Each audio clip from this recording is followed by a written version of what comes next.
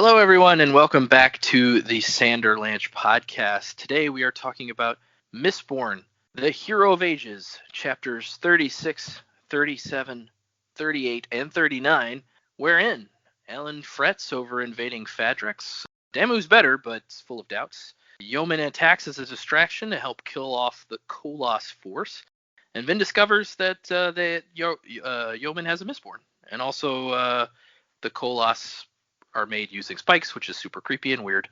Then we also find out that one person did not die in the fire, so Spook does count the skulls and figure that out. And then we also find out that Spook is the survivor of the flames. At least that's my assumption. And we learned a little bit about the first contract and see Tensoon has escaped his homeland. And that's where we are this week. I am Joe, and with me as always is... Data? Jack? And Jamie. Yes, so hold on to something. The Sanderlanche is about to begin. As the towers of steel and stone crumble to dust, the foundations of our hope begin to rust. Choking fear, screaming sound, as a reaper comes to ground.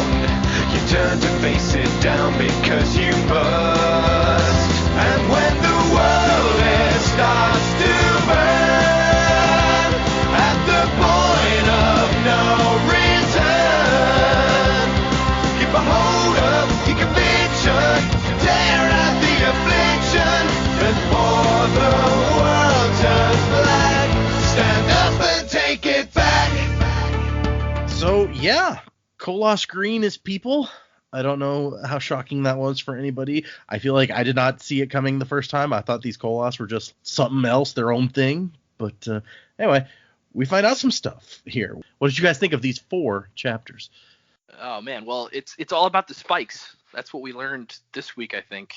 Hemalurgic spikes and seem to be basically the building blocks of the Chandra's blessings and the creation of the Koloss. We get lots of little knowledge nuggets from who I'm going to assume is Sazed, and also from the chapters themselves. I really liked a lot of where this was headed, and I think we knew that the spikes were a big thing because of the Inquisitors and Zane and now Spook, but I really think this really flushes it out for us. It's like, no, the spikes are like the thing. They are the thing that contains all these primordial powers that are given to people or forced into people or whatever you want to say. I think the most interesting part to me was that just creating a spike out of a normal person still gives you part of preservation. Something weird. Yeah, exactly. So, I mean, based on what we see in the chapters, it sounds like maybe the Lord Ruler was killing normies. Maybe that's what he did his executions for, to get spikes to give the Chandra, because it sounds like he was giving the spikes to the Chandra. So, yeah, good stuff. Yeah, I gotta call out that Jamie spotted the earliest hint about the Koloss all the way back in at the end of the second book when they're like getting rid of the Koloss bodies, and it says there's like a pile of pins or metal rods or something, and she totally called earlier in this book. She's like, oh yeah, they had spikes back then. I think there's spikes in these Koloss, which is something that I did not spot at all my first time through, so kudos. Yeah, thanks. I was pretty excited when I read it today. I was like, yes, the spikes. I knew they were important. Made me really happy. Yeah, these chapters were really solid. A whole lot of shit went down. Epigraphs were on fire with information about ferrochemy, not ferrochemy, hemalurgy, the other one. The other. I'm curious about the whole. It mentions that you take the powers for allomantic abilities and you put it on the person receiving the spike, but where it goes in the body depends on which power you get. And I'm like, oh, that's not how I thought that worked. That just raises further questions. So, yeah. So really I'm sure there's a like the last couple of books had the glossary at the back of like, This is what the various metals do for allomancy and ferrochemy. So I'm sure at the back of this book there is that for hemalurgy as well, but I'm like, I shouldn't flip to the back of the book. Probably not. Yeah, no. But yeah, no, I liked the attack on the city, and learning where Koloss came from freaked me out, as Jamie can attest. And when Tensoon got out, and he's like, oh yep, I found the spikes that give me the blessing that I took from Orosur, and I was like, wait, you have hemalurgic spike? Hemalurgy is what gives you your sentience? You said you were for preservation, buddy. This is not for preservation. Now you feel duped. Yeah. The epigraphs state that hemalurgy is the art of ruin. Mm-hmm. And then Tensoon's just like, oh yeah, we're of preservation. I'm like, well, apparently not, buddy. No, I think they are, Dak. I think that's what the epigraphs are saying. It's like the normal people still produce spikes that the Kandra use. So those are preservation spikes. Well, the spikes take pieces of preservation from inside of people. Right. Whether that's allomancy, because allomancy is a preservation, right? Or whether it's part of, for lack of a better term, their soul, this power of preservation side that it says gives them sentience. But the art of hemalurgy itself, creating spikes, all spikes have to be created by killing someone. Right. So that art is of ruin. But are the Kandra aware of that though? Of how their spikes are made? They just think that they're given to them from the father. I mean, let's be honest, they wouldn't be the first people that Rashek lied to. So it's true. No, but they seem to know that they are of preservation, whereas Alamance is of ruin. So that kind of made sense in the end. It's because their powers, I guess, aren't coming from a transfer of power. It's those spikes. So it is a different thing altogether. Well, it's true. They're getting sentience because it's taking a piece of what makes humans sentient from two humans that get killed and sticking it in them. So it kind of is at the same time. I don't know. There's got to be a reason that they say they're of preservation, right? So maybe there's something we still don't get there. I don't know. I saw the spikes. The epigraphs called the spikes and hemalurgy the art of ruin, and then that's what makes Kandra sentient. So I'm just like, all right, well, you're not preservation then. That's just where my mind went. I could be wrong. It's like yin and yang. Everything's got a bit of both. That's true. The art of hemalurgy is stealing pieces of preservation from people. So it's kind of like by default a little bit of both. Yeah, I guess. Also, to kind of answer your question, I don't know what's going to be in the back of your book. In the back of the 10th anniversary leatherbound edition that I have, there is like a whole table, and there's like the outline of a guy and a bunch of spikes all over him. It's like, spikes here, do this kind of spike, and then there's like a list of metals. It's like, this metal steals this stuff. So it's a very, and maybe after this book's done, I can show it to you guys, but it's a very laid out all the information in there about hemalurgy. There's a table like that about the other ones too, but those are more basic because it's just like a big circle or whatever, and it's like, here's all the metals and what they do. But hemalurgy is a little scarier because it's a bunch of spikes shoved in a dude. They look like big railroad spikes. Ugh. Yeah, I feel like it doesn't look pretty. It's not a tiny pin that you can just hide, but yeah. Anyway, I really enjoyed these chapters this week. I thought the epigraphs were really informative, and I'm loving how they are somewhat related to what we're reading at the time. It's not having to sort of bounce between what we remember from the epigraphs and then what we're reading in the chapters and piecing it together later. It just seems to really flow really well. And you'll either get that information sort of just before you've read it or just after you've read it. And I love that penny drop moment where you're like, oh, okay, I get it now. So I'm really enjoying that throughout this whole book, but these chapters sort of felt really, really good at doing that. I loved in the first chapter that we read the distraction and so how fast paced that all came about. Yeah, Dak was very traumatized by the Koloss forming. And I'm not going to tell you what I just read, but it made me throw up a little bit in my mouth. Oh my God. My exact words, yes. It sounds horrific. And I was reading the chapter, and when Vin started chasing Human, and Human's got this body, and I was like, oh, I think I know what's about to happen, and this can't be good. Like, this must be what he was talking about. Yeah, it was pretty bad. I mean, not vomit in my mouth bad, but yeah, it was not good. And then the fact that we got to catch up with everyone as well. Tensoon is finally out and seeing what the world's like now, and Spook and Breeze and Sazed, what they're up to as well. It was lots of different things going on. I really liked it.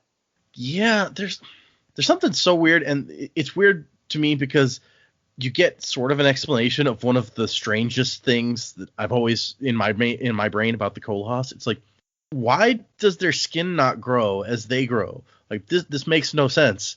until you find out that it's like, oh yeah, we rip it off of old Koloss and like staple it to a new one. And it's like, oh, ew. Yeah, that's why their skin never fits. Yeah. It makes sense. But It makes sense, but it's gross. Exactly. Yeah, it's like a yay, I have an answer to this question. It was not an answer I wanted. Boo. I I have an do not answer feel to this comfortable question. about this at all. Oh my gosh. No, It's like, oh, I'm sorry I asked. So yeah, we got. Yeah, I'm sort of confused about it. So it's the people that they're taking effectively power from. They are still alive. Like they have to kill them to get the power on the spike. Yeah, to empower a spike, you have to kill someone with the spike. Yeah. Yeah, so that's why he went to the wounded, not to the dead. Well, Well, I think the spike still has power, and he was going to go to a wounded person to turn them into a Koloss with the spikes. yeah, I think that's. Yeah. I think Yeah. that's what's going to happen. Because obviously, whoever you're making into a Koloss also needs to be alive. Well, that's it. Yeah, you can't really kill them. So I guess it's where their spikes come from, and Yeah, so I guess they sort of they the same have- place. they have 4 spikes, I think it said. So you got to kill like 4 people, and then you need a 5th person to turn into a Koloss. Gosh. Yeah, it's intense. Mm. Okay, all right, let's get into these chapters. So yes, the first, and I told you guys when we ended last week, I'm like, the next epigraph is like a really juicy, informative about hemalurgy sort of epigraph. And it's just like, so yeah, the type of metal of the spike is important, but also where you put it in the body is important. Which is just hilarious, because that means that Spook, if we're right, and this is how Spook got the extra power, because this spike being driven through him, that means it was blind chance that he got pewter. He could have easily wound up as being a lurcher or something if he moved a bit. If he moved a bit to the right. I think that it's also like, because the spike can steal power, but it can't steal power that's not there. So the guy that got killed by getting run through with the sword was a pewter guy, was a thug. Right, yeah, okay. So if It he had to put go through the his spike, chest. yeah, it had to go through his chest and kill that guy to get pewter in the power of pewter into the sword. I guess if he'd gotten stabbed in the wrong place, maybe it just wouldn't have done anything, or maybe it would have started like converting him into like a Koloss or something. I don't know. Ugh. Yeah, that wouldn't be fun. A lot of things that have to line up to make this right. Yeah, it's like a very specific set of circumstances had to be met in order to make Spook into a thug. Yep. And it's like, wow, that actually all lined up really. I don't want to say lucky, but it was very small odds, so he beat the odds. It seems less and less like random. Like we talked about last time, like if that was chance, it was a really long shot that it like got him in the first place. And the more we learn, the less it seems like it could have been random chance. Hmm. And also, the next part tells us like, oh, by the way, yeah, they killed some feruchemists to make each Inquisitor. I don't know where they hunted them down from, since the Lord Ruler was trying to drive them all to extinction. But so yeah, but like he also had breeding programs in place, and they were talking about how, oh, look how good we are. We're breeding more and more feruchemists. Like the Lord Ruler doesn't suspect a thing. Ha ha ha. And it's like, actually, he might have, and he might have been playing you all for chumps. I didn't even think about it that way. That's so true. You think about what Spook's going through now with the whole count the skulls thing. Who's to say the Lord Ruler wasn't doing something like that? I'm going to go and kill all the feruchemists and hunt them down and get rid of them. But it's like if he knew that those powers were valuable, and if he knew how to do it, well then yeah, he's still going to kill them. But why just let them go? Might as well take their power while we're at it. But once again, we find out that like you lose some power as you go, because he says that they gave all the Inquisitors this healing feruchemy, but it didn't work as well as a real feruchemist, so that's why they had to sleep so much or rest, so they could save up some healing. And then we get Set and Elend having an argument, and it's funny because Elend was like, "You guys aren't going to try to stop me," and Set's like, "No, go ahead." And the first thing now is like, "You shouldn't have gone in there." Set. Yeah, getting real sick of this guy. But Set has a point. He's like, yeah, well, now you've met these people and talked to them and stuff, so you're going to feel bad about having to kill them all. And Ellen's like, he's not wrong. I mean, Set's an asshole, but he's not wrong. And then Ellen's like, well, I'm glad that I made the choice I did. And Set's like, yeah, I know. That's even worse. And it's funny because Set did the same thing going into the city that he was besieging, but he doesn't have this weakness that he blames on Elend, I guess. He doesn't have compassion, so it was fine for him. Although Set raises some decent points. I mean, it's true. You don't necessarily want to feel bad about invading the people that you were here to invade. But I like his statement. He's like, every leader has a weakness, and the ones who win are the ones who learn how to deal with them. He says smother those weaknesses, not give them fuel. But I just like recognizing your weaknesses and knowing how to deal with them would make you a good leader. I agree. That makes sense. Yeah, I feel like all of the points Set's making here are valid, and I think Ellen kind of cuts to the heart of that too, because he's like, well, he's kind of being grumpy though. What's going on? And he realized that it's like Set is concerned about his daughter, and also like he probably also cares about Ellen to an extent, because he's like, well, this kid's leading us, like he's got to do a better job. That's a fair point. Yeah, Set's trying in his own grumpy way to teach Ellen some leadership lessons, even though he's not, as we've established, the greatest leader himself. Yeah, he's taken over the grump factor that we're missing from Clubs this book. But we like him less. Yeah, we like him less. Clubs was like, like a pleasant grumpy guy to be around. Set's just a dick. And then Set's like, hey, we should poison the wells in the city. And Ellen's like, yeah, okay. I'll have Vin do that, but then I'll tell her to leave a note say on the wells saying, hey, this is poison, don't drink this. It's just like, what the fuck, dude? Really? It's like it makes me think of Will It Blend. It's like don't breathe poison this. Water, don't drink what? This. Yeah, don't breathe this. Did Did you ever watch Will It Blend? Long time ago. Yeah, that's an old reference. Yeah. Blend Tech Blenders. That's like that's almost at the dawn of YouTube. Maybe a few years after. Yeah, probably. But yeah, and then as you say, Ellen kind of calls him on or figures out that Set's being all grumpy and stuff, and he's like, hey, she's gonna be all right, Set. It's okay. Nothing's gonna happen to Orianne. She's safe. He's like, whatever. I don't care about her. Let the soother have her, I say. And that's when we see Daemu. He's up and about. Everyone's favorite buddy Daemu. Yeah, boy, is he depressing. Yeah, he's had a moment. And so yeah, he was one of the people who was sick longest, and that apparently has started some rumors in camp. And that's just like, what, soldiers are superstitious, what them. And so some of the people think that the people who got sick from the mists are being punished for a lack of faith in the survivor, since he is Lord of the Mists. And while they start giving reports, Elend is gets all introspective about trying to deal with Yeoman, and has to acknowledge that Yeoman had a point. Elend is a bit of a hypocrite here, but you got to do what you got to do.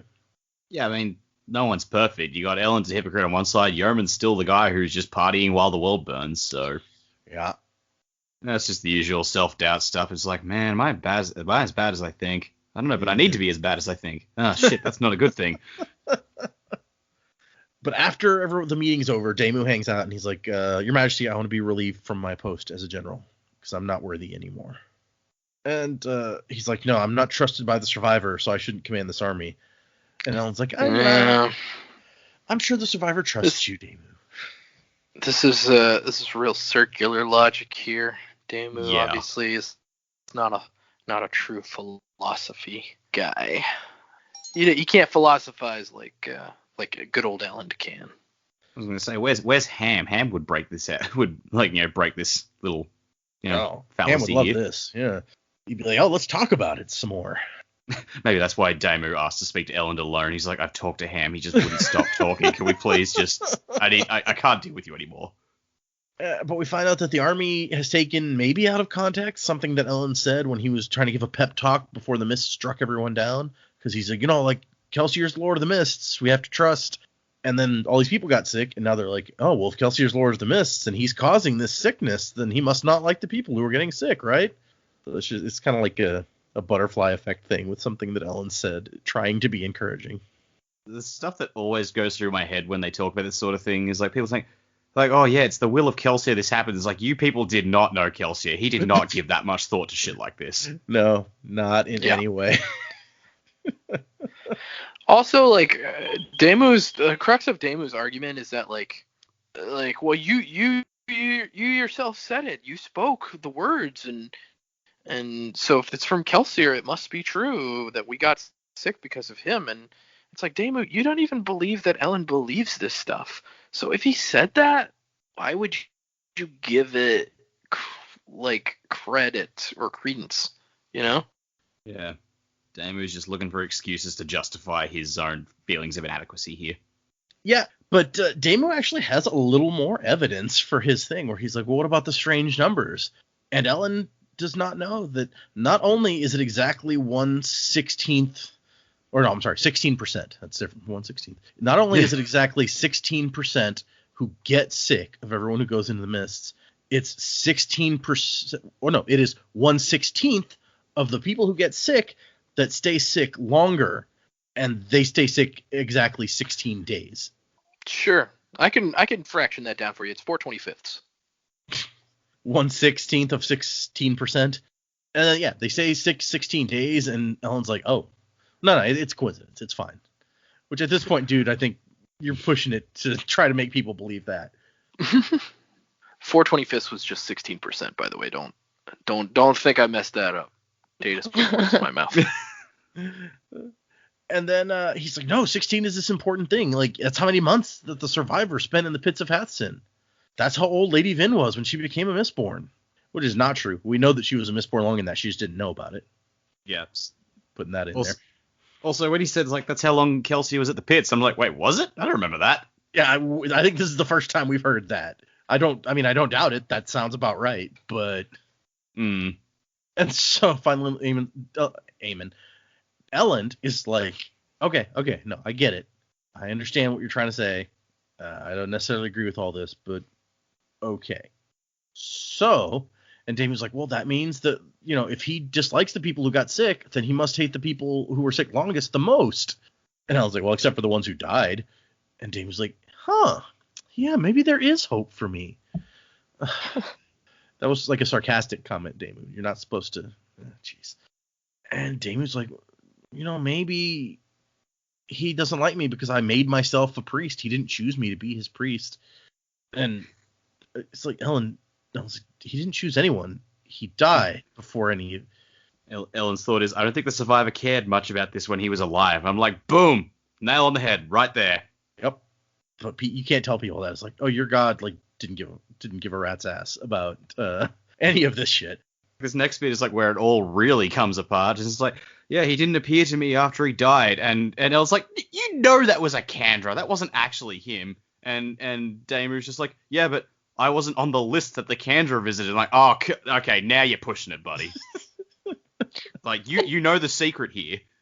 For Daemu, though, he's just been through mist sickness. He's we don't know what that's like to go through that, whether you're just out cold for however long you're out cold for, or is it messing with your mind? Does ruin or preservation talk to you? Or yeah, we don't really know that. So for him, he's looking for any excuse. Like, he's lost the faith of his army. They're all questioning him, going, "Oh, well, you mustn't believe very much." He's looking for an excuse to get out.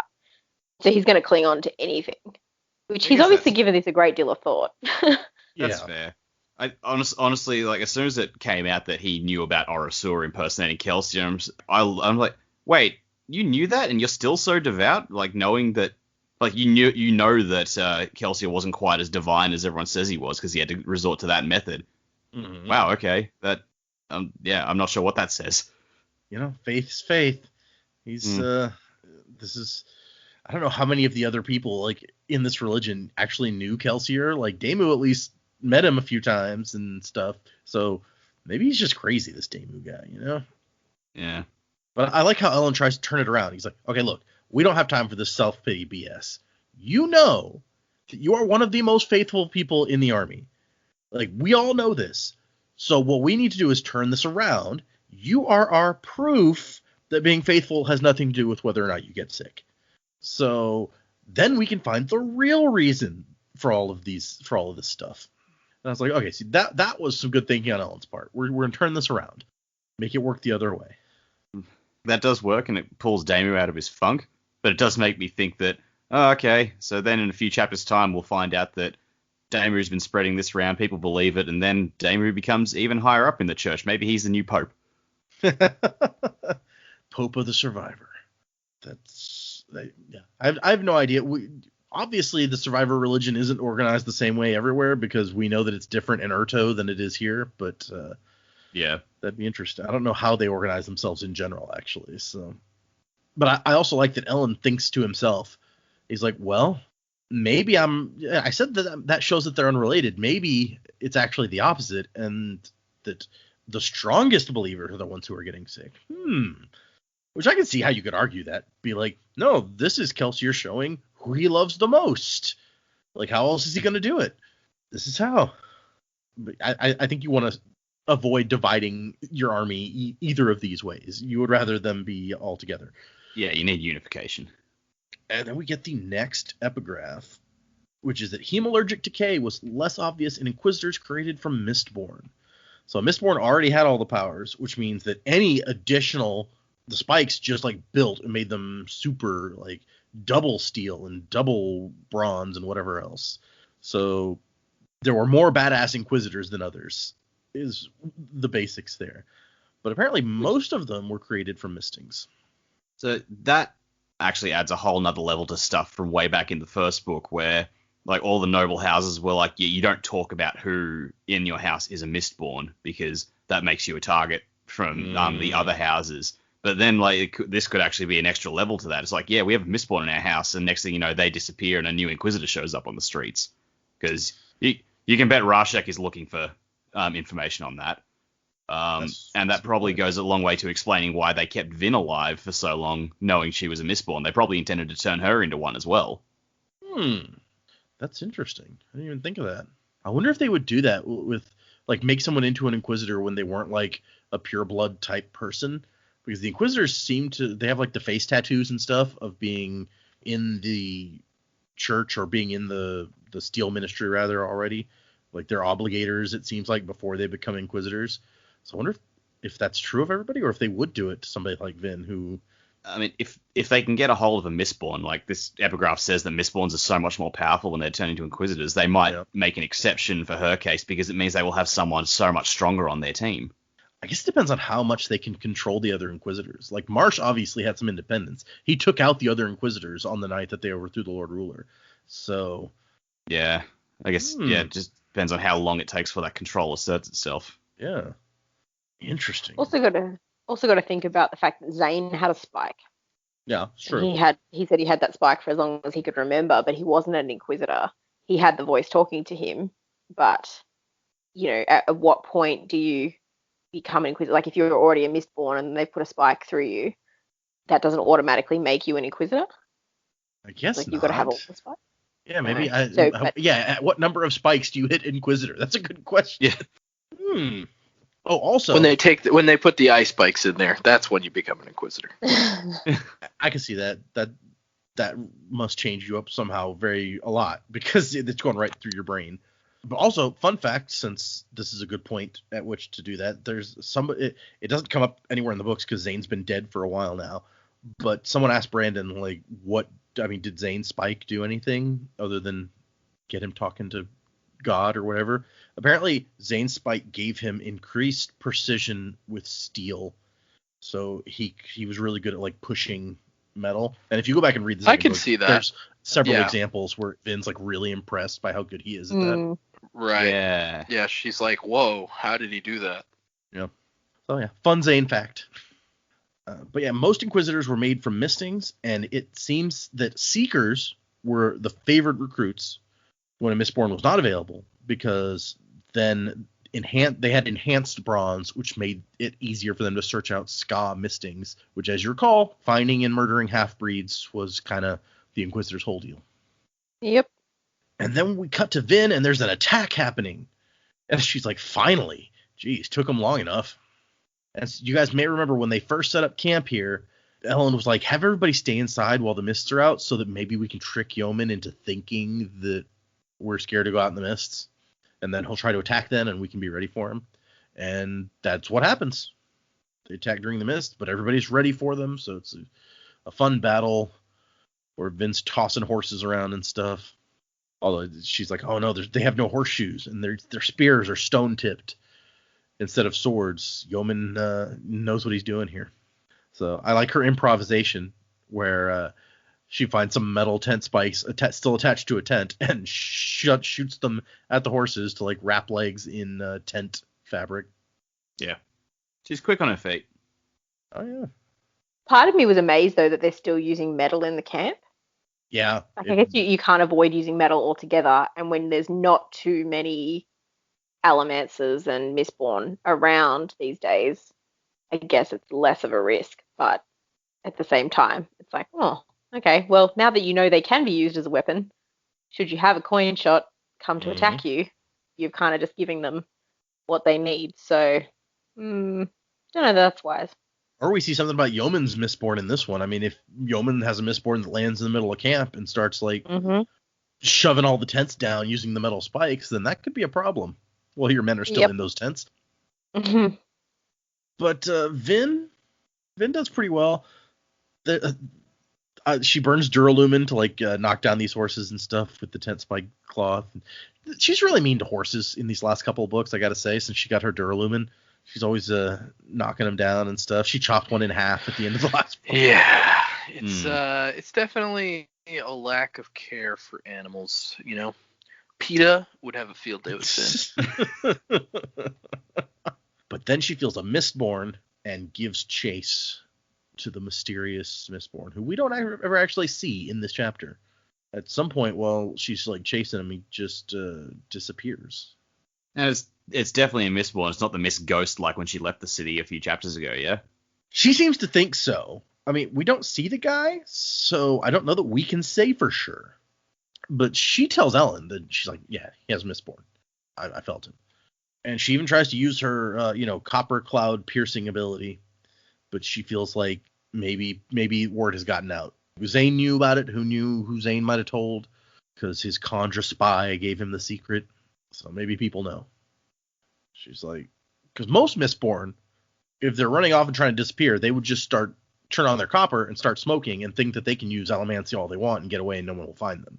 So if this Mistborn really just stopped burning all their metals to hide, then maybe they know something, which could be bad. And then she gets back to Ellen, and she's afraid that the Mistborn was just trying to distract her while somebody killed Ellen, but that's not what happened. It turns out that the Koloss got attacked, which that's really a smart move on Yeoman's part. The Koloss are the ones you want to worry about. Yeah, so like I was confused about this. Did he drop trebuchets on them? Did he use the trebuchets on them? I didn't fully understand what was happening. Okay, well let's dig into that and let's see if we can clarify. I think he had some stored, like hidden away outside the city, and then just rolled it out, attacked the Koloss with it, and then once the job was done, torched the trebuchet so no one can use it, so they couldn't turn around and use them against the city.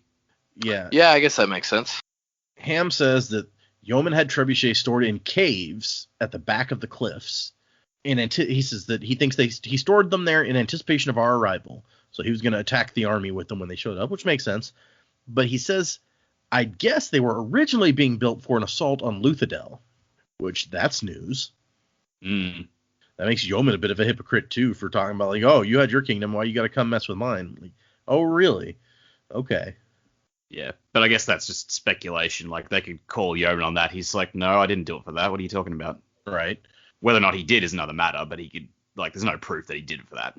But then it just so happened that they set their Koloss army, their 20,000 Koloss, out on this nice plateau that they found. It happens to be right in front of the where the trebuchets are hidden, and so 20,000 Koloss has become 10,000 Koloss. That is a huge loss for the army.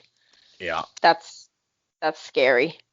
And Ham goes even further. He's like, Yeoman must have seen us sending out extra patrols in the morning, guessed that we were expecting an attack in the morning, and then gave us one as a distraction so he could kill off the Koloss. Like, that's some next level chess playing right there. But I guess that these trebuchets are not, like, they're in the cliffs, but I guess not like where the city is in the cliffs, because we know the city's up in these natural rock formations. Because it says he had to burn his own siege equipment to keep it away from us.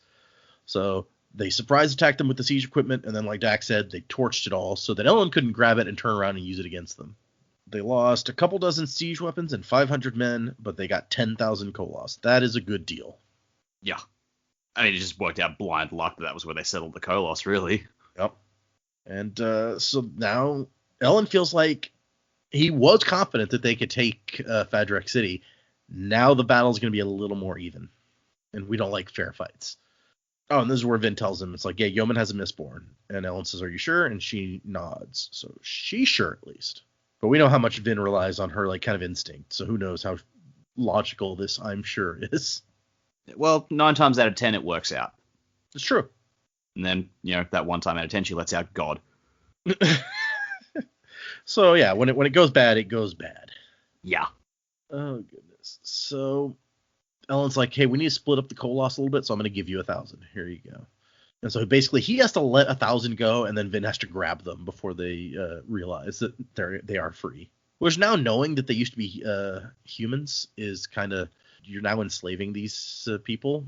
Of course, we know what they would do if you didn't, so maybe it's the lesser of two evils, but Yeah. kind of messed up. No, nothing about the Koloss is pleasant. So in the annotations on this chapter, it starts with, there's an old adage in writing, if things feel slow, have the protagonists get attacked. I wonder what literary fiction would be like if they had tried this out. And then there's an editor's note here that says Pride and Prejudice and Zombies. I think I remember hearing something like that. I was talking to a couple of our friends from our group way back when, and I think Billy mentioned, oh yeah, it's like a writing tip I know. If you get stuck, have ninjas attack. Yep. Makes sense to me. And so she goes over to get her new Koloss, and Human shows up. He's like, hey, what's up? I like how it acknowledges they have a bond. She's like, oh, I'm not sure if this is him reacting to our bond. I'm like, aha, you do have a bond. You have a new pet. Well, I mean, they have a bond in that she's controlling him with her mind. Yeah. Yeah, I didn't think it was like a friendly bond. It was a forceful bond. Technically, she's got that bond with a whole heap of them, so. Well, now she does. Before this, I think she was just controlling Human. Okay. And Ellen had the rest of them. That's why Ellen's like, I'm going to break you off 1,000. I thought she had a few more. Oh, never mind. So she's almost kind of offended that the Koloss are just doing their usual thing. They're like rooting around for food and stuff. And she's like, don't you people even care, Human, that like half of you just died? And he's like, we take care of them. He's like, yeah, you pulled their skin off. What's up with that? He's like, well, they're dead. Yeah, okay, that's helpful. Thank you. And she's just like, your culture is so confusing. Yeah, seriously. And he's like, we are fewer. I should just let Joe in his human voice read all the human lines. And Vin's like, oh, so you can tell that there's less of you. And he's like, yeah, we fought, we died, we need more. Too many swords. Me human. Too many swords. And I think it was Sazed who told us in the previous book that Koloss populations could be controlled by like increasing or decreasing the number of swords available. And so she's still trying to figure out where Koloss come from because she could not get him to answer last time. So she's like, maybe now I can get, it's like, you're going to need some children, right, Human? He's like, what are those? More Koloss? Well, you got to give us more. And she does not get it. And she's like, you have to show me, Human. And he's like, I can't. That's not right. Which is surprised her because she's like, I've never heard a Koloss make a statement on values. Right and wrong, that's not really their bag. Yeah. And so she pushes him allomantically to force him to do what she wants. And then he screams and grabs one of the dead bodies and runs towards the camp. And she's like, oh shit, what did I do? And yeah, long story short, he's gonna turn a sick human or injured human into a Koloss. He warned her. He was like, it's not right. And she's like, well, now I gotta see this. I love things that are not right. Also, back when we first met him, he said, I'm human. He outright told her. Yep, spoiler. Human is human. Or was human. Funnily enough, the guy who's very literal about things was being literal, and we missed it. Yep. Yeah, I don't know. I mean, we talked about it before, and Jamie did spot the spikes. Did you guys think Koloss came from humans, or what were you thinking before this? Nah, I definitely did not put that together. Okay. No, I didn't have a clue. I assumed that. I thought that like the Kandra were mistwraiths that were given sentience by the Lord Rule. I think the Koloss was some other creature that Rashek turned into these monsters. That makes sense. Which, I mean, technically that's correct, but just not the animal I was thinking of. Yeah, I would agree with you, Dak. I didn't expect it to be humans, especially because for us, as far as we knew, a human with a spike through it effectively became an Inquisitor or whatever Spook is now. Whatever Spook is. A spook. Yeah, so having it out of humans, I didn't expect, but it had to be another creature of some sort. Yeah, I do love the end of the chapter. He's like, I am human. Like, maybe you finally understand now. I am a human. Human. It's like, Makes all the difference. Koloss school doesn't include definite articles.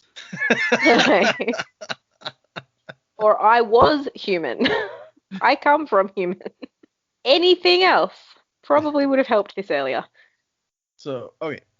Interesting thing in the annotations on this one is something that it's one of these things that there's nowhere else he could put it, nowhere in the book where it fit. So he gives us human's origin story in the annotations. So it says human is a very special Koloss. He's quite a bit older than most, and his creation runs back to the time before the Lord Ruler's death.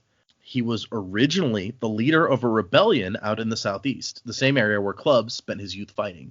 Human was known as Vershad, and was one of the more successful leaders of the Wasted Men, those who live out in the desert beyond the borders of the... Yeah, I know, right? That's a cool name. They come in to raid and steal supplies from outlying villages. So, Vershad was charismatic and intelligent and managed to keep his band alive even once the Lord Ruler turned his attention on them, because rather than ravaging villages, Vershad would convert them quietly and carefully to his side, and then get them to give him supplies, and then he would, quote-unquote, raid them and destroy their lord's mansions and cause chaos to let the people get sideways revenge against their masters. And then, in the chaos, it would be assumed the raiders had gotten away with all of the Skaw's food, and the Lord Ruler would send more food. So, they had a good scam going on the Lord Ruler there, is the upshot. Eventually, the Lord Ruler got tired of these games and sent his Koloss against Vershad and his men. And as clever as they weren't able to stand against a well-laid betrayal and an ambush set by an inquisitor who controlled a troop of Koloss. The raiders were slaughtered, and Vershad himself was turned into a Koloss for his crimes. However, he retained enough of his determination and intelligence to make a remarkably clever Koloss. There is some variety to Koloss based on who they were before their transformation. So there you go. Human's backstory. Okay, that one, I get that you can't put all that into the text of the book itself, but give us a short sory about that. That sounds like an awesome story I want to hear more of. I know, right? I want to read that. There's all these things. Like, there's the Soar short story that never got written, and you can get a human one. There's too much. There's too much awesome potential out there. Really, I'll tell you, a lot of people over the years have asked Brandon repeatedly, like, are you ever going to write books, the story of what happened with Alendi back in his time, and like him basically having to take over the world and become the hero of ages and head to the Well of Ascension, because that's a really cool sounding story that we never get to hear. I mean, we get to hear the end of it basically. Yeah. And Brandon has said like, no, that story is basically told in these books, more or less. So he's not going to do that, but that's another one that I'm just like, there's so much like cool world here. Yeah. Like, I kind of see it for Alendi because like the themes of that play out in these books so much, and you know we get enough hints so we can piece most of it together. But yeah, stuff like Orasur and Vershad, it's like, well, we got like really nothing, and we're like until he mentions like these little possibilities. I'm like, that sounds like it would make a great story that doesn't come up in these books by your own admission. So, dude, like capitalize on that, and make it happen. He's always writing something. There's never enough time, I guess, to write all the things. I got like there was a betrayal and a trap set by an inquisitor. It's like, holy shit, this story has everything, right? This is a good time. Yeah, like it says a well-laid betrayal, and I'm like, oh my gosh, who betrayed him? I want to know. Like, what happened? Oh well. Can't have everything. Yet. So the next epigraph: hemalurgy can be used to steal allomantic or ferrochemical powers and give them to someone else.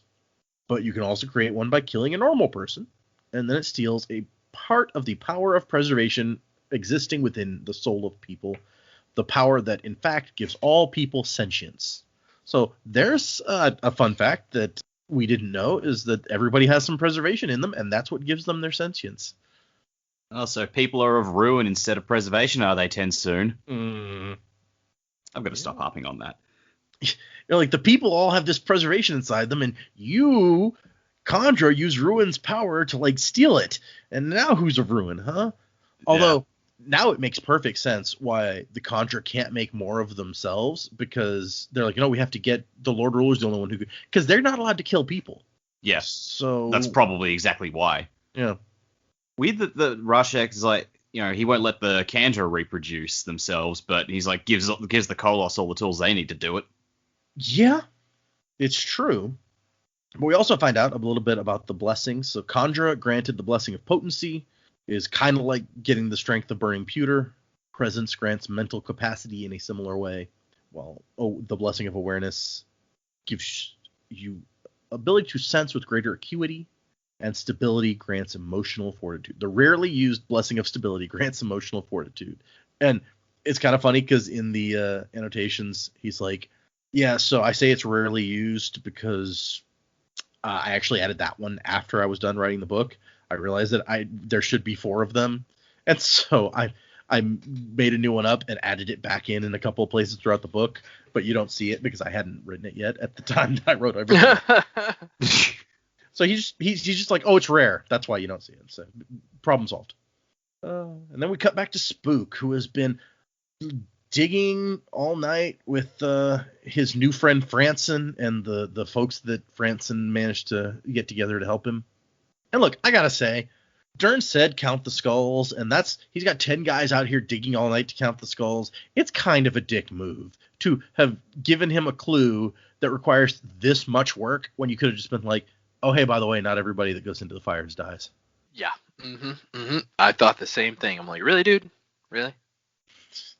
Like, imagine if Spook hadn't been able to recruit like 10 guys. Spook would be out here like for days digging through the ashes. Oh, man.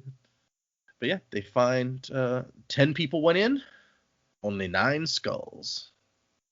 And he kind of explains it to First even. Firston's like, yeah, I don't really know what we're doing here. This is just my payment for getting my sister rescued, but I'm curious. And Spook's like, 10 people, 9 skulls. And the guy's like, what does that tell us? He says, it tells us there's a way we can get your sister out. I guess, yeah, somebody's getting out somehow, so... Now, then we cut to Sazed and Breeze hanging out at a bar. And Sazed's like, dude, this is weird. Ska get their own bars? And they go out at night? What's going on here? And Sazed and Breeze talk a little bit about it's Kelsier's teachings, maybe, about being Lord of the Mists or whatever. And Breeze's like, I think the wine has something to do with it. But Breeze is who doesn't want to get drunk? I think that's his point. It's like, people do a lot to get drunk there, Sazed. Especially after they're working all day, It doesn't seem like there's much else fun to do in this city. Yeah, they had to wait. In line for bread all day, so they're just like, I guess I'll go drink. And Sazed is kind of noting to himself, it's like the Church of the Survivors has spread further and faster than I expected, and it's like so different here than it is in Luthadel. And so it turns out that Breeze has been meeting with various people, which we knew that he was going to do that, and we also know the Spook sent Dern's men to see him, so he's making contacts. But these people are like, we trust Terracemen, so they wanted Breeze to bring the Terracemen to tell them this stuff. They're like, you can't. Breeze says a lot of stuff, but people like him, they're always making promises, and you can't trust a soother. And Breeze is like, oh, wait, they know I'm a soother? He kind of perks up a little bit, like, yeah, they're a little smarter than he thought. Like, Terracemen don't lie, is what they say. That's probably a bad stance to just believe blindly, but Sazed probably won't lie to you, so. Rashek lied all the time, though. That dude was a dick. Yeah, it's like no matter what you say about the Terracemen, there's always going to be, but Rashek. Yeah. And like their first question is, why does Ellen Venture even care? Why is he bothering to want to take us? And Sazed is like, okay, well, I can't tell you everything. Suffice to say, your city's desirable for economic reasons. But also, Ellen Venture's a good guy, and he believes he can do better for this people than the current government. And some dude's like, yeah, that's not a high bar. That would not be hard. And then somebody else is like, do you remember what Straff Venture's like? You really want another venture in here? And Sazed has to put the kibosh on that. He's like, no. Ellen, not the same as Straff. Very different people. But he points out when they ask about the Terrace people that the Terrace people have moved to the Central Dominance and accepted the protection of Ellen Venture. So it didn't say they're like part of the Empire, necessarily, but they are under his protection. And one of the guys is like, "How are you? I mean, Quellion's in charge. You don't have an army. What's the point?" And Bree's like, "Hey, we didn't need an army to take down the Lord Ruler," which is not entirely accurate. Yeah, they definitely had like a bunch of Ska rebelling. Yeah, like that's what I'm saying. Like Kelsier arranged for all the Ska to be so upset that they would begin rebelling. So he kind of armied you up an army. I'm just saying. And Sei's like, no, look. We're not trying to start a revolution, necessarily. We just want you to talk over with your friends, let them know. Maybe Quellion will hear that people are unhappy and change stuff. And then some dude's like, we don't need outsiders. The survivor of the flames has come to deal with Quellion. And Sei sees Breeze kind of grin, and Sei's just is sitting here like, the survivor of the flames? Like, why would they be calling Kelsier that? I guess Breeze is just staring at him the whole time because he's like, you're starting to twitch, Sais. Just ask him. It's okay. Sais can't help himself about religion. He has to know. The survivor of Hathsen came to overthrow the Lord Ruler. Can't we assume the survivor of the Flames has come to overthrow Quellion? So they tell him, it's like, no, this isn't Kelsier. This is the new survivor. Yeah, and if there's anything Spook didn't need to be, it's a survivor. I don't know if you guys recall, but I think in both the previous episodes that we've recorded, you guys called Spook something like Survivor Junior or... I remember making that joke. Yes, I didn't think it was going to come out like this. So are we assuming Spook is the survivor of the flames? That is my assumption. He's got to be. Yeah. He did get put in a burning building and made it back out. Yeah, so he not did that bad. get burned up and survive. He came out stronger, technically. And he hasn't been incredibly subtle about it either. So... But it is interesting that Dern is spreading rumors about him and saying he's part of the Survivor's crew. Now these other guys from the Survivor's crew show up. These guys apparently don't necessarily know the other rumors about Spook, because when Sais is like, hey, can we meet this new survivor? I mean, I'd like to be his friend like I was Kelsier's friend. They're like, yeah, show up tomorrow. There's going to be an execution near the market pit, and you can see him. So there's a weird, like, different sets of rumors, and maybe not everyone is familiar with all of them. Maybe we're wrong. Maybe the survivor of the flames is the 10th person, the missing person, and it's actually like a trick being propped up by somebody else. Could be. Yeah. Okay, that's fair enough. I mean, I think that Brandon is leading you to think it might be Spook, because it's a pretty obvious, like, direct here. Maybe that's a misdirect. Maybe it is. I guess we'll see. Could be a big bait and switch. Yeah, it wouldn't be the first time he did something like that to us. So, but the Survivor of the Flames. It's a cool name. And I like that Sais it's just like, man, new survivor. This religion's getting even freakier. I wasn't sure on first reading when, like, it's like Breeze is looking for Sais for reactions. Like, so mentally I've just assumed, oh yeah, this is Spook. And then Breeze has got this big shit-eating grin on his face as he watches Sais. And I was like, does Breeze know it's Spook? And he's just messing with Sais here? Or, like, because given, like, Breeze isn't exactly Spook's best friend. Yeah, so I feel like and Breeze reacts very openly to things when he finds out things that are surprising to him. So I feel like if he found out Spook was, like, a new figurehead for these religions, he might just go, hey, what? And he would not hide that at all. So he could just be really interested in Sazed's reaction, because he has tried to sort of provoke Sazed into being interested again. Yep. And the fact that he saw a glimmer of Sazed trying to figure something out, he's like, okay, run with this, figure it out, just ask your question. Like, come on, man, I know you're still in there. I think that's the way I've always read it, that he's been trying to get Sazed interested in preaching religions and stuff again, or being interested in looking at religions.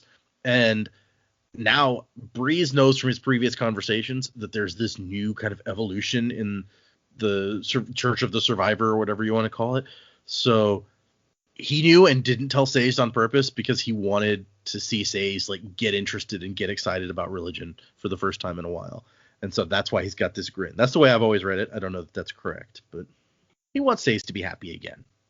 They're friends now. Okay, final epigraph. This is an interesting one.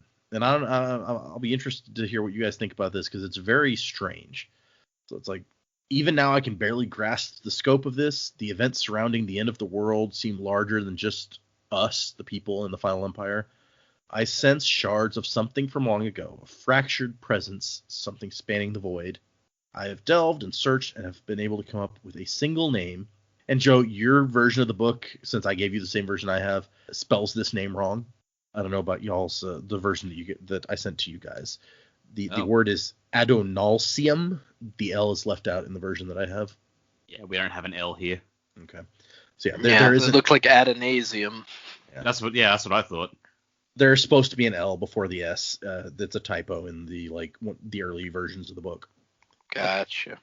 That's a pretty critical typo. Well, yeah, since it's the word that this whole paragraph is talking about. Yeah, right? But I don't know. What do you guys think about this weird epigraph?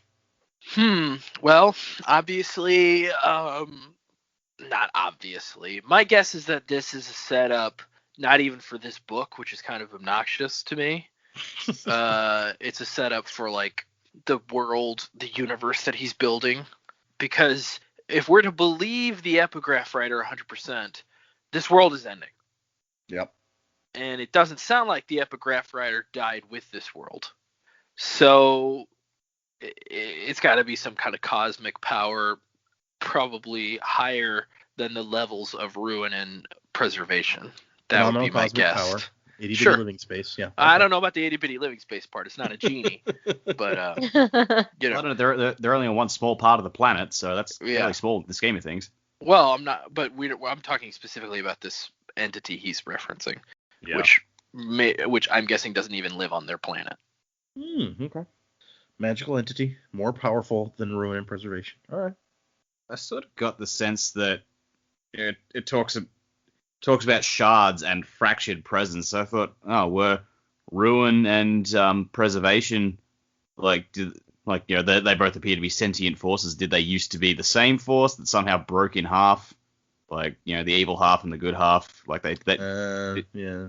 Like, did this god? In my head, I picture this god made of metal because everything in this world seems to be involved metal. And like it's shards. This is like, especially in my trade, like shards is something that flakes off of metal. So right. And we do have the Lord Ruler calls himself the Sliver of Infinity. Like, there's got to be something to that. Honestly, you know what all of this Adonalsium reminded me of? It's the 25th anniversary of Pokemon, so I was playing Pokemon some, and I was like, you know what? I'm gonna look into the lore of Pokemon. I don't know that much about like the background of the characters because I haven't played all the games. I've only played like the older ones, the first few generations. So then it's like one Pokemon created all of time and space, and then another Pokemon created humans, and another Pokemon created all the other Pokemon, and it's just like, it just makes me think of that. It's like some being that Pokemon created all over this other stuff in the universe as we know it, and it seemed very Pokemon to me. I don't know anything about the lore of Pokemon either, so I'll take your word on it. But wait, Dak, you have an interesting thought that, I mean, it might explain how like yin and yang, exact opposites, these two forces seem to be if they were like two, like it was one thing and it split into two and it's two opposite halves of whatever it is. That would make sense, I guess. It's like, Adonalsium just Jekyll and Hyde himself and split into two. What about you, Jamie? Did you have any thoughts on? In reading it, I just kind of thought that we'd find out more about it, and probably soon, seeing as we didn't find anything out now.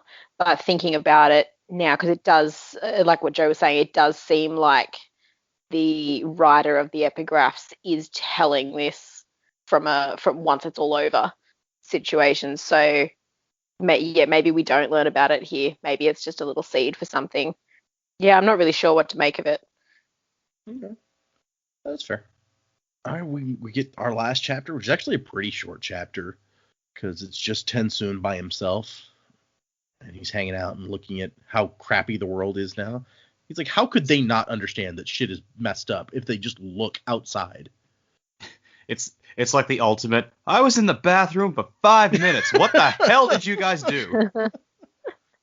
And he has an interesting thing where he's like, they always looked at him as like the most obedient and of the third generation because he always went out on contracts and behaved himself and everything. And he's just like, they always misunderstood me. I just didn't want to become like them, like crappy. And so, and he reflects on how this dog's body actually is pretty perfect for him. It's kind of badass. And we talked about that before, because I think in one of the annotations, it was like, man, Tensoon just found like the perfect situation for himself, and it all went to shit.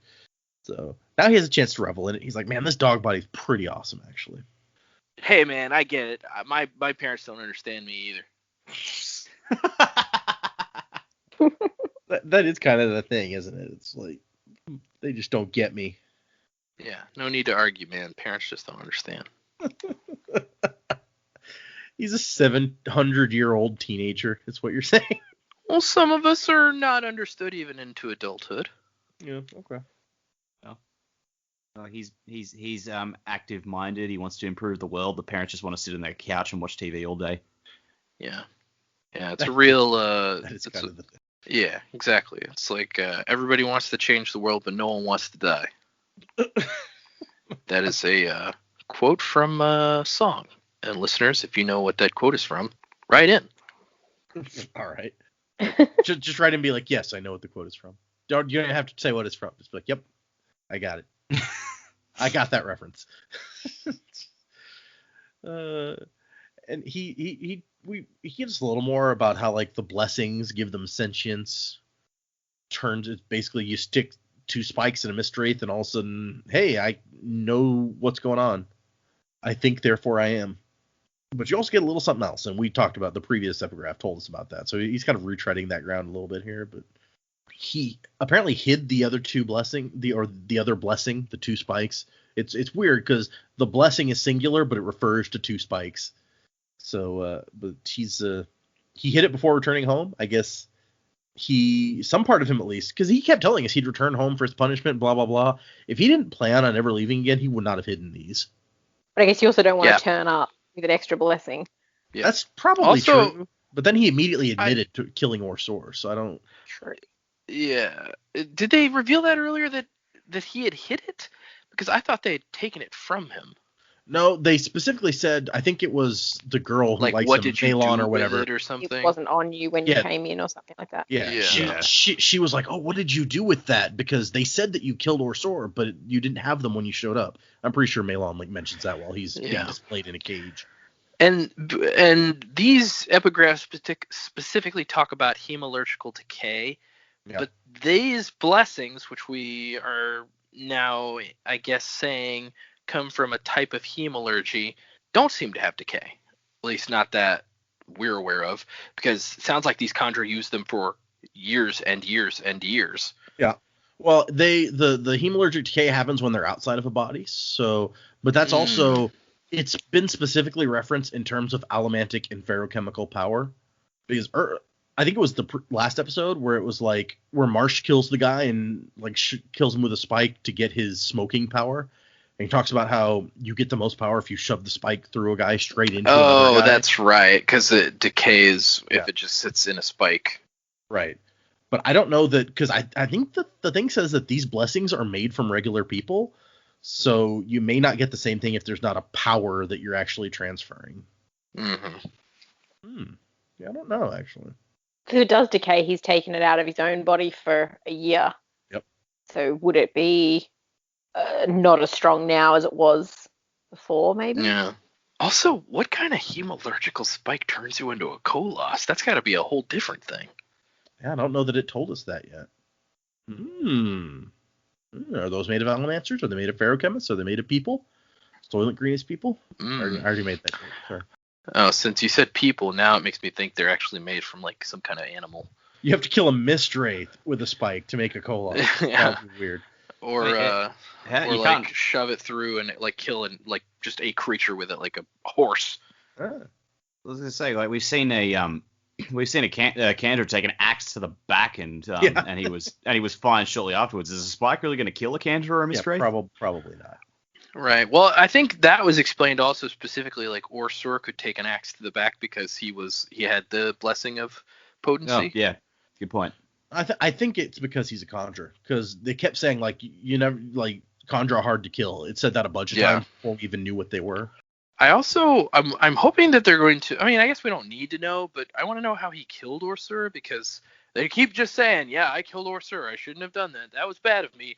Oh no, I killed my own kind. How awful. I'm probably the most unique conjurer there is out there because I have 2 blessings because I killed my brethren." But they don't ever say like, how did he kill him? Right. Is he gonna like go across and open up this little pit he's dug in the ground, lift up and say, "Hey, Orsur, I need you, buddy." Turns out he's alive. I think Maybe he's he definitely removed dead. The spike, the blessing. Yeah.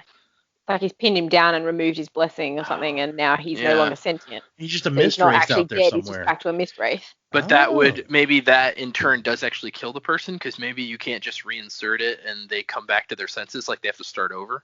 Yeah, maybe. That's true. They could have like erased his personality without killing. That's interesting. Yeah. Cool. Or blobbed him. That a can of worms. He just blobbed him. He just absorbed him. That's fine. Opens up a whole can of blobs. A can of blobs. He had a bucket of acid, like we talked about. He just dragged a bucket of acid in there and poured it on him. Oh no, this isn't the shower. But the end of this chapter, he starts heading off with his blessing. And it says, the first contract was explicit. When Ruin returned, the conjurer were to seek out the father to serve him. So this is in the first contract, that Ruin was coming back and the conjurer needed to go and help the father fight Ruin, I guess. Yeah. The Lord Ruler really was planning for the future, and here's more proof. It's like he made a contract with these creatures that he helped create or whatever. It's just like, look, Ruin might come back someday. If that happens, I need you to serve. Like, you need to be at my beck and call. You're gonna serve me. So yeah, he planned and plotted, but we know that because the storage caches are all part of his plan for that happened. Well, I mean, we say that, but the storage caches he left behind, and he left the possibilities like, look, I might be dead by now. I don't know. Mm-hmm. He didn't write that into the Kandra contracts? No, apparently not. Although, if I recall correctly, the Kandra actually wrote up the first contract, and like the Lord Ruler just kind of approved it. So, okay. Yeah. They may not have considered the possibility he could die. Yeah. Well, and the first contract may have said it may have been more vague, like, you will do what I ask you to do when I ask you to do it is in the contract. And then he laid down rules when he approved it. It's like, okay, yes. And these are the stipulations to which you will fulfill your end of the contract. Yeah, maybe. Right. But yeah, Lord Ruler's dead, or father, as they call him. And so he's like, can't go to him. The contract did not take this into consideration. So I'm going to find the next best thing. I'm going to go find Vin. Which I don't think anyone is surprised that is where Tensoon is heading now that he's out. Not even a little. But yeah, those are our chapters. I mean, he basically, when he gave his impassioned speech in the courtroom, like he basically said, yeah, we need to go find her. She's our new mother now. Yep. Yeah, so he's like, hey, we all should go and serve Vin. And I guess it makes sense that he's kind of saying that now that we know what the first contract says. When Ruin comes back, we go serve the father. And so he's like, hey, Ruin's back. We need to go serve our mother. Nobody else apparently agrees with this way of thinking, but nobody else has met Vin, so they don't know. Because they can't handle the truth. No. Also, they all in a little bit of denial about what's actually going on in the world. Quite clearly. A few good Kandra. Well, I think that's Tensoon's point. It's like, he's like, they chose to stay in the homeland to be complacent, and now they don't even want to think of the contract as a physical binding thing that we did. They just want to think of it as an ideology, as a religion. Yep. Well, and the second seem to be specifically like head in the sand sort of mentality, where it's like ignoring the crap that's going on outside. Whereas Melan, was she like 5th or 7th generation? No, she was like 7th generation or something. He was 7th. Yeah, she's like, hey, stuff is getting bad outside, and we want someone who will lead us in a proactive way that the seconds are refusing to do. So some of them are kind of on board, but the seconds are not. Right. Well, and what's baffling to me is, like, I really thought the first, and maybe we still have time for this, but I really thought the first generation was going to kind of step out of their complacency when Tensoon talked to them and, like, do something, act in some way. Like, like we predicted, I thought maybe they'd make him their arbiter, so to speak, but they didn't. And I was just kind of like, oh, that's kind of lame. Yeah, Ten You got Sun thought that they these- should do something too. It Right. didn't work out. Yeah, you got these guys at the top of the hierarchy, and like they're so removed from the world that they don't even seem to have an opinion on anything. It's like, let the second generation make their opinions. We'll just sit up here and exist. And it's like, that's just weird. It's almost like they're going backwards, right? It's like they became Khandra, and now their brains are thinking more like Mistrates. It's like move, eat. Like, it's not. I don't know. It's like the decaying of the mind of a Khandra, which I guess could happen. They're 1,000 years old, but we know Tensun's not that much younger than them. But maybe it's because they're by themselves. They say like if you get older, you shouldn't like live by yourself. Like if you live by yourself and you don't do anything ever, your mind kind of goes. Yeah. Maybe that's what we're seeing here with these first generation Khandra. But it's disappointing to say the least. Yeah. Tensun's definitely disappointed. He was like, "Oh, I had faith in you people, and this is okay." Fuck it, okay. I tried. Yeah, that's and now I'm leaving with my new dog. Yeah. Predicments. Let us do the predicmenting. Let's do it. Jamie, you want to go first this time? Sure. So I think I'm going to go with the survivor of the flames is Spook at this point. Yeah. I think that makes sense. And I don't know. I feel like Dern's got a bigger part to play in this. He's spreading enough rumors, whether there's any truth to them or not, but he's just sort of inserted himself. He seems to be really playing all the pieces. So I think he's going to have probably a bigger role to play, and especially now that we've done the skull counting exercise and Spook's got some answers there, it's probably worth sort of touching base with him again. The Koloss situation of making more Koloss, I just don't see Vin and Elend being like, okay, we're going to make more Koloss. Oh no. I think the army that we've got, or I would hope the army that we've got of Koloss is probably all the Koloss we're going to have, unless they could come up with another way of doing that. I don't know. That's quite a predicament. You want your Koloss army, but you have to kill a whole bunch of people to get them. It also makes me wonder what they did with the spikes they pulled out previously of a whole bunch of dead Koloss. Did they just get rid of them? Did they keep them? Yeah. That's a whole bunch of people you have to kill necessarily, but if you no would one still have knew to what kill they them. did, then yeah, I feel like maybe they threw them out. I don't know.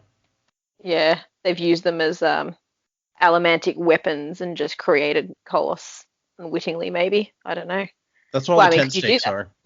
All the metal tent Sorry? stakes were actually all the metal tent stakes that we Oh, found out this no. chapter. They're actually, hey, look at all these extra metal like sticks we have around. Let's use these. In fact, were you Ugh. paying attention to that tent cloth? That wasn't no cloth. Yeah, why do you think it was blue? Yeah. Yeah. Yeah. I don't want to think about that too much more. That's pretty bad. Fadrex City and Yeoman, I think, after today's incidents, are a bigger threat than what I thought they were going to be. Yeoman seems to have his head screwed on and knows how to get things done, which is a little bit scary. So if they do actually go back to the next ball or break in, I don't think that's going to go fairly well. They are more prepared than what we think they are.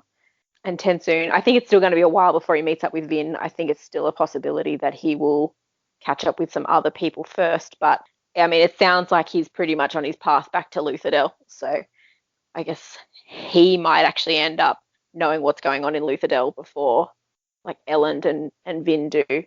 Given, like, early on in the chapter, they were discussing that they sort of hadn't heard anything and they were waiting on supplies, and this is a bit of an issue. So, I mean, otherwise he's not going to know where to look. He's going to just wander around the Final Empire trying to find Vin. Yeah, I think that's really all I've got today. That's a really interesting point, the last thing you said, because so far we have no idea where the Khandra homeland is. But if he really is going back to Luthadel, the last thing says that he turned east and started running east to find Vin. So if that's the case, then the Condra homeland, or at least this entrance to it, assuming Dak's idea that it's under everything is not correct, the Condra homeland would be east of Luthadel. Or west, I'm sorry, west. Mm. I thought, didn't we at some point, maybe this was speculation on our part, but I thought at some point we had said that the Condra homeland was supposed to be in the north, like near Terrace. I think that was speculation. I think that was one of the Okay. guesses, because I don't think we have any information other than it being underground at this point about exactly where it is. It's under the pits of Hathsin. They're just hanging out there with all the Yeah. people who used to climb down looking for. Is that in the magical west? rocks. The pits? The pits. I brought the map up when we were talking about this. I think that's northeast of Luthadel, isn't it? It is northwest. Northwest. Okay. Mm. Interesting. The Kandra just hanging out down there, and all of a sudden the terrace people Yeah. start just finding their way in. Like, whoa, how'd you guys get here? Oh, that's right. The terrorist people are there. Yeah, now. that's where they set up shop. Okay. Good predicamenting, Jamie. Who wants to go next? All right. So at this stage, I think where Ellen's story is going, he is going to have to lead a battle. Like, he's going to have to lead an invasion into Fadrex. He doesn't want to do it, but everything about his story is pointing that way. He's going to have to just do the things he doesn't want to have to do and learn to live with the consequences. So that's where Ellen's arc is going. He's learned how to be a good emperor. Now he has to learn how to be a tough one, and do the things he doesn't want to do to save the city. So I think he will become seen in Fadrex as a conquering tyrant a bit, and he's just going to go, all right, well, that's what I got to do. So he takes over Fadrex. I think he will win the battle, but I think it's going to be a bit of a bloody cost, especially now they don't have as many Koloss around. So I can't see things going too well for him after that. Sorry? I was just going to say that probably doesn't help his case in Urto as well, because you've got Sazed up there going, no, he's a man worth following. He's not Straff Venture. And if he starts to behave like Straff in some respects, even though we know as the reader that he's different in his beliefs and morals, we still, like, everyone else doesn't know that. So if he's now going to go conquer and be ruthless, the people in Urtau are going to put up more of a fight, I guess, against joining him. Yeah, I'm pretty sure that's where this is all leading. Yeah, so Fadrex. He'll take Fadrex at a high cost. Rumors will start flying all over the Empire, and all the people who already don't like him are going to double down on that and say, nah, fuck this guy. That's interesting. What you guys said made me think of the Avatar comics again, because it's like Zuko doesn't want to be his dad when it comes to being Fire Lord, but then when things start turning really tough and he's not sure what to do, he goes to consult his dad in prison about, like, what would you do to, and so it's like he doesn't want to be his dad, but he ends up kind of his dad going has that experience direction in the role, right? I might have consulted my dad in that case to then do the opposite, but That's my first thought. Like, let me find out what Ozai would do so I could not do that, because he was a psychopath. Yeah. Also, why go to Ozai? You have Iroh, dude. But Iroh moved back to, like, the Earth Kingdom, so it's a long trip. Yeah, he went back to the Earth Kingdom, married some lady, made tea. If only there was some way Zuko could travel through the air. Oh, that's right. His society invented zeppelins. Yeah, okay, that's fair. But yeah, no, I think that's where I think Ellen's going to go, because the last few chapters and the last few episodes we've done have really leaned on the whole Ellen wants to do the right thing, but people around him dislike him or think he's like think of him as worse than he is, and he's got Set telling him he needs to make the hard choices. It's really just heavily pushing in that direction. So. And you could just tell that when he actually does make the hard decision and do what everyone's been sort of telling him you're going to have to do, they're all going to go, whoa, dude, too far. Yeah. Oh, absolutely. Uh-huh. Poor Ellen. I don't feel like Set is the kind of guy who's going to be like, whoa, dude, too far, but everybody else. Set will be like, yeah, that's the way. Yeah, Set will probably be like, I'm proud of you, my boy. That's all I got. I don't really have much else. All right. Joe, what do you got for us this week? Okay. So, man, I don't know how Vin's going to deal with this Koloss situation. Obviously, they don't want to turn more people into Koloss. I wish there was some way to maybe reverse the process, so maybe they'll figure something else out like that. Also, I guess the skin is blue because it's dead. I don't know. I don't know why it wouldn't turn black eventually, but Maybe it's just part of the transformation. I don't know, yeah, it's weird. maybe it is. Black magic. Also, like, does their skin burst open? Is that why they need Koloss skin? I don't. Anyway. There's a lot of questions not answered here. Yeah, and also, I mean- like, does that mean Smurfs are really like tiny dead skin creatures? We see Kid Smurfs at some Oh. point. That doesn't answer the Venture Brothers debate about whether they're mammals or whether they lay eggs. But Yeah, that's true. we do Also- see Kid Smurfs. Do you Also, think doesn't Gargamel want to eat him? It's like, dude, you're eating Yeah. corpses. He wants to use them in a magic potion. Yeah, He wants to drink corpses then. Yeah. yeah, and also, like, do you think Smurf eggs would taste good, like if you cracked them open and fried them? I don't maybe. know. Maybe, but they'd be pretty small eggs though, wouldn't they? Yeah, they'd be very Yeah. small eggs. Be smaller than a quail egg. Yeah, well, it'd be like, maybe they reproduce by spores. Could be.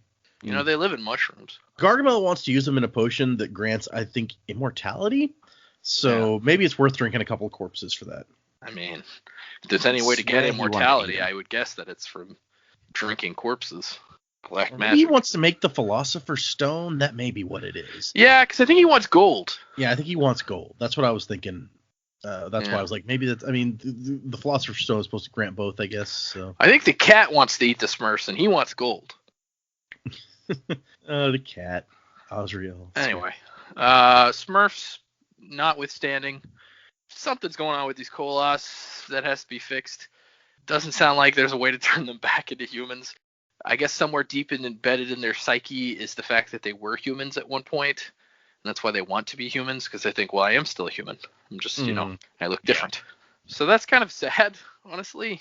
I don't Yep. know why the first Koloss were subjected to becoming Koloss. Maybe it was an experiment by the Lord Ruler gone wrong, and then he was like, oh, well, I did something wrong, but it feels right, because now I got these It Koloss. feels so good.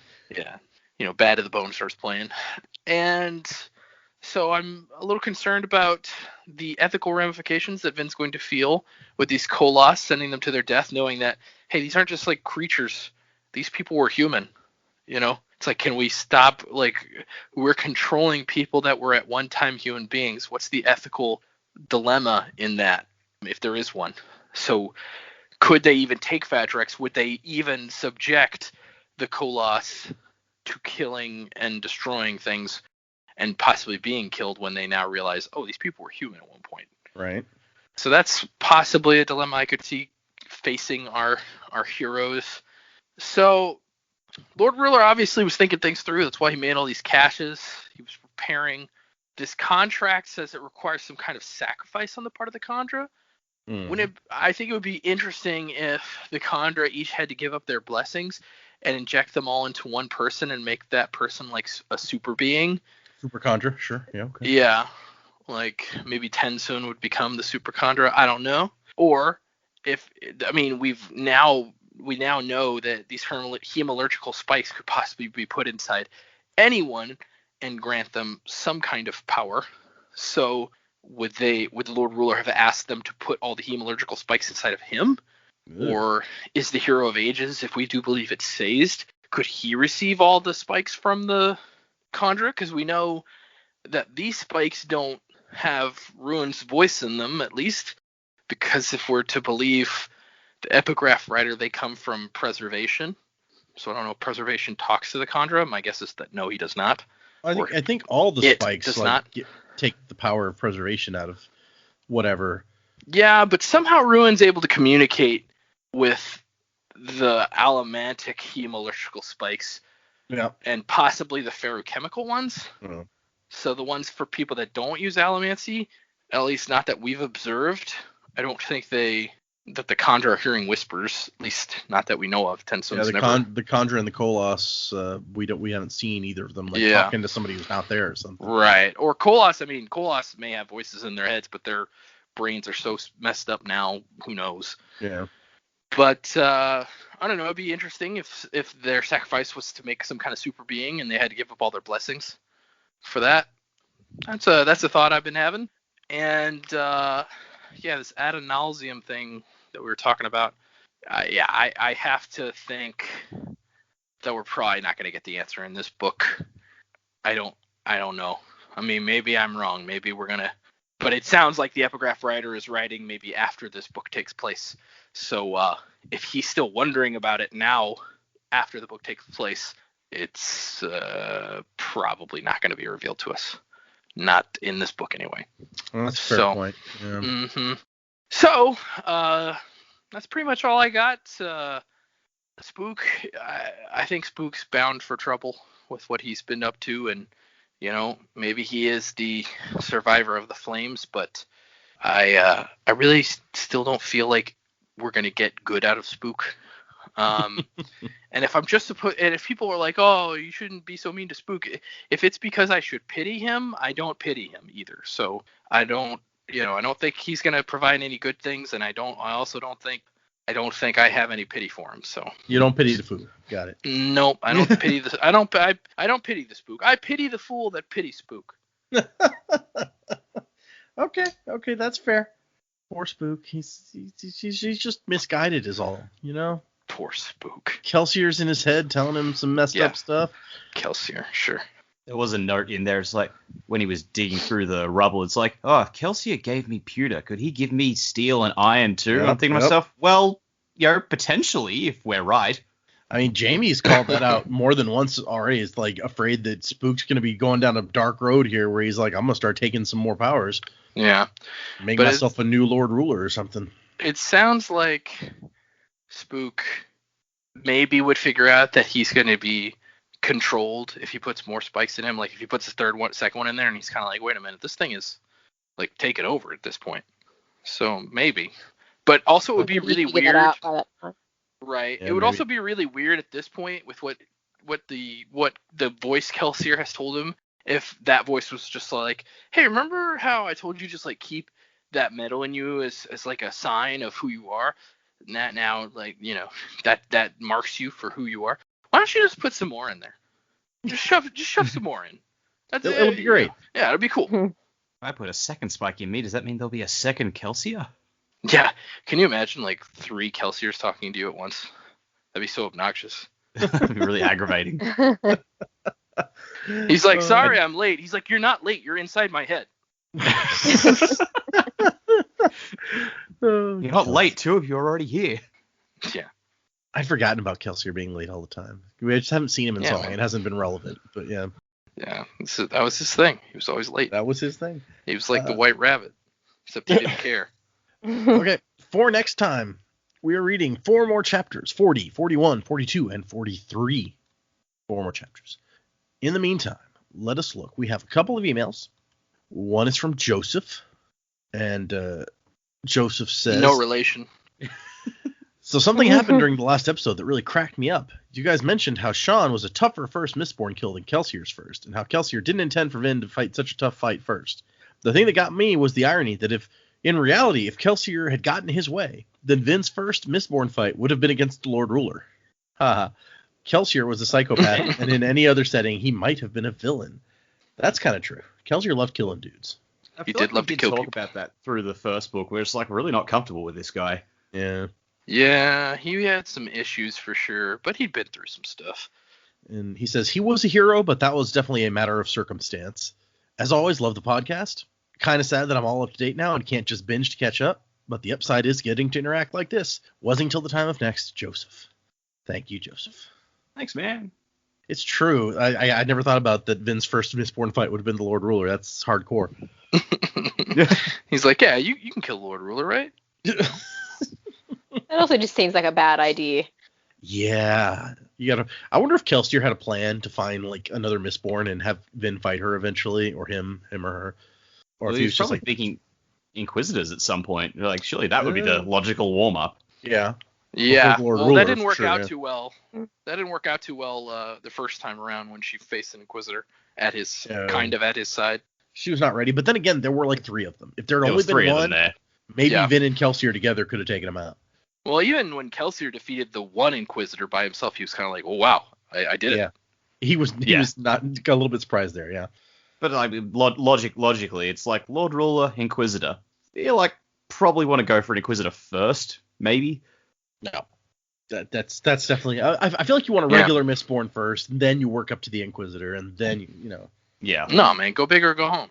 Okay. This isn't But, this isn't high school. This isn't college. It's not the minor leagues. It's the majors. Also, we've established that Kelsey's plans aren't exactly the best. Case in point, fucking Yedden. That guy. Every time we read Yeoman in this book, I was like, Yeoman? Isn't that guy from the first book that died? No, that was Yedden. Different guy. I've had the same thought a couple of times. Maybe Yeoman will be our replacement for Yedden. Just Nah, like Yeoman seems competent. Clubs got replaced by somebody crappy. Yeah, he seems a lot more intelligent than Yedden as well. You're not wrong. That's Also, like Dak says, he's competent. Yedden's a low bar. Yeah. I think the problem with Yedden in the intelligence department is, and something that maybe we just weren't thinking about, Yedden was a ska. Yep. He was not an educated person, and he seemed to be the dumbest person in the room, even though Vin was there and she didn't know like hardly anything at the time. Yeah. He was. Yeah, he didn't get it. He wasn't used to what was going on. No. Actually, before we move on, just one random thought I had ages ago. I keep forgetting to bring it up. Like after the chapter where Kelsey is talking to Spook in his head, they look at Breeze and Kelsey's like, I never did like that guy, because we talked last time about how Kelsey wouldn't say that because Kelsey generally liked him. Like, this is going to be Ruin trying to get Spook to turn away from him. Maybe it's not. Maybe it's Ruin just genuinely going, man, fuck this guy. Ruin doesn't like Even the immortal god is just like, oh, Breeze, you're so annoying. Oh, poor Breeze. Come on. He's grown on us since Hey, I like Breeze. I've gotten very fond of him. Right. Well, He's maybe still there's obnoxious. But maybe there's more to it than that, Dak. Maybe, just maybe, soothing, since it can control Condra and Koloss, maybe soothing is the way to like overpower Ruin as well. Maybe that's why he doesn't like Breeze. Interesting. But I'm just throwing random stuff out. See what sticks. Spook doesn't think like maybe I could get me some soothing power. He's like, maybe I can get some of that steel and iron. Give me some of that soothing power. Well, I mean, they haven't tried. I mean, well, actually, no, they have tried soothing the Inquisitors in the past, and it didn't go so well. Maybe with Duralumin, they'll be able to sway those guys as well. Oh yeah, we haven't seen an attempt at that. I don't think so. Mm-hmm. Interesting. I mean, yeah, and we know that Condra you can control that way. We know that Koloss you can control that way. We now know that both of them have spikes, so maybe there's a relation there. Inquisitors also have spikes. I don't know. Spikes. Rashek was just really into making stuff with spikes. He was going to make a railroad and it didn't work out. And he's like, what the fuck am I going to do with all these now? he made the spikes for the railroad first, and then was like, oh man, I should have thought this out better. Oh wait, the steam engine is one of those technologies I don't want to invent. I should have thought this through. I didn't. He's like, I used up all the steel for the spikes, and I don't have anything left for the train tracks. Ugh. Charlie Brown. That's, okay, we got one more email this week. This one is from Alex. And Alex says, hi, Sanderlanche crew. Hi, Alex. I found your podcast a few weeks ago thanks to a Reddit post, and I've spent the time since catching up. Love the podcast. Jamie, Dak, and Joe, I've been very impressed with your predictions so far, particularly Orsor being a Kandra spy. Data, I think you do a very good job of moving the discussion along without revealing any information. I think I would have slipped up by now. Hey, I have slipped up a few times, so you know. Yeah, it's okay. We're oblivious, so it doesn't matter. If you're interested, I have a bit of constructive criticism for Data. Boo! No, I'm kidding. These are just my opinions. Take them with a grain of salt. I think you should propose theories less often. I like when you ask the readers about different aspects of the story to get their mind moving in the right direction. But I think you sometimes will add on to the theories that are proposed, which seems a little ingenuine because you already know what's going to happen. That's just my 2 cents. I think overall you do a very good job. Yeah. Well, I mean, I've always noticed that you do that, and I'm like, he's just trying to fuck with us. What is he doing? Because I mean, it's very obvious to me when you're adding on to our theory that I'm like, this dude already knows what's happening. So I just take it as for what it is. I'm like, okay, well, I can't trust anything he's saying right now. It doesn't matter. See, the thing, I have considered this several times in the past, and it's just fun for me, whether or not your theory is right or wrong, to be like, okay, so if that were true, then logically the next you're taking it to the logical conclusion is And sometimes I do that with theories that you guys have that are absolutely correct. And I pull out, so logically it could be like this thing, and it turns out that's really a thing that's going to happen. If you go back, there are a few of those. Most of the time, because most of the theories we randomly throw out are not right? Like 90% turn out to be wrong, and only 10% turn out to be right or something. So most of the time, it's like something that's wrong. And I'm like, oh, so if that was true, then this, and this. That's fun for me, and I feel like it makes you guys think through your theories more. If I'm like, oh, let me throw out like a logical next step and see if to you that your theory still sounds good at that point, or if you can poke holes in that logic, then I think it generates discussion. And maybe for people who do know what happens, they're like, why are you wasting our time? Why Data did you just add 10 minutes to this discussion about something that you know is not true? But I think it's fun, and that's why Also, I mean, there are a few people in our audience that might be reading along and are right there with us, like, oh, I didn't think about that. And I think a couple of us have pushed back on your conclusions in the past when you draw one, and we're like, that's not really what I was thinking or what I meant. But yeah, I don't think there's anything wrong with it. So yes, Alex, your criticism is something I have myself considered, and I landed on trying to increase conversation and mainly trying to pull out some crazy stuff. It's like, oh man, so if the Lord Ruler really is Vin's father, then that means like, why would they be trying so hard to capture her? So what, like, did he lose her at some point? This is a discussion we had. It was like, so wait, because Joe really thought the Lord Ruler was her dad. So I was like, so does that mean he lost her, or he never knew she existed and they know, or like what kind of story would that lead to? And it's just, it generates BTW. I still haven't ruled ideas. that out. That's still a theory that I hold on to. I kind of assume that it's still like, hey, they haven't said for sure she wasn't. Like, they haven't proved that she wasn't. So no proof. The burden of proof is on the book, not me. I don't know that that's true in this case. Yeah, I'm pretty sure DNA tests were another technology that Rorschach pushed back against. Yeah. He was like, I got a lot of illegitimate kids. I can't have them come and try to get a piece of the empire. So no DNA tests. And it'll be one of those things that turns up in Brandon's annotations somewhere. Yep. Like, oh yeah, by the way, the Lord Ruler was or was not Vin's father. Yeah, the Lord Ruler was like, I just took a DNA test. Turns out I'm 100% a horn dog, so I don't want to know anything about these illegitimate kids. Well, maybe he's just like, hey, if I produce some strong kids, that'll make some strong Inquisitors, and then I can control my kids. Oh, yeah, that's a good point. Core. Carr is totally his son. Oh my gosh. Brain explode. Yeah. Yep, that's my headcanon now. Carr was his kid. And that's why he's so like what was the word? That's why he like lets him get away with the shit where Carr's like, hey, I want to talk to you about taking over the ministry again. And he's like, oh geez, we talked about this 500 times. Fine. Okay, son, hit me with it again. Whatever. This is Carr's version of playing catch. Oh. Murder politics is It's like, if you let me run the ministry, they will come. Oh, okay. Before we move on, Alex added something else in here, which is there's some spoiler information, so I'm just going to kind of take the gist of it.